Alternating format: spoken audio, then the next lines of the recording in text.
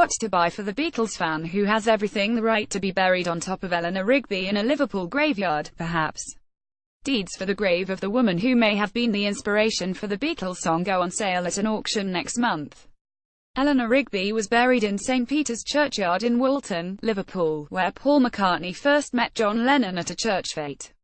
A certificate of purchase and a receipt for the grave space will be sold in a lot with a miniature Bible, dated 1899 and with the name Eleanor Rigby written inside. They are expected to sell for between £2,000 and £4,000. They will go under the hammer alongside the original handwritten score for the song, which is expected to fetch £20,000.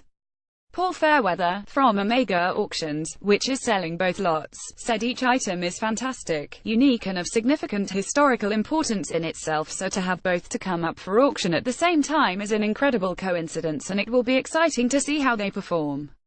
I expect there to be fierce bidding from across the globe. Eleanor Rigby's name was immortalized in the song, which was released as the B-side of Yellow Submarine in 1966. McCartney, who wrote the lyrics about a woman who is wearing the face that she keeps in a jar by the door, reportedly said it was simply a name that came to him.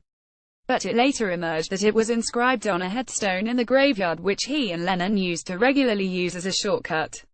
Deeds for the grave space, purchased in October 1915 by Eleanor's grandmother Frances, were discovered by a relative when the estate of two of Eleanor's half-sisters was left to the family. She is buried in the same grave as various family members, including her grandparents, whom she lived with until she died on 10 October 1939, aged 44. When someone buys a grave space, they are usually granted an exclusive right of burial for 99 years. Once the rights have expired, no further burials can take place until the grave is purchased again. The law allows the disturbance of human remains after 75 years from the date of the last full burial in the grave. The last person to be buried in Eleanor Rigby's family grave was laid to rest in 1949, 68 years ago. Theoretically, then, whoever buys the deeds could be buried alongside the Rigby family in 7 years' time.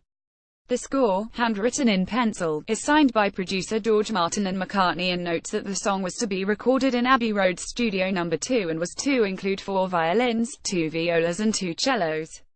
The 2 lots will be among items on sale at the Beatles memorabilia auction to be held in Warrington on the 11th of September.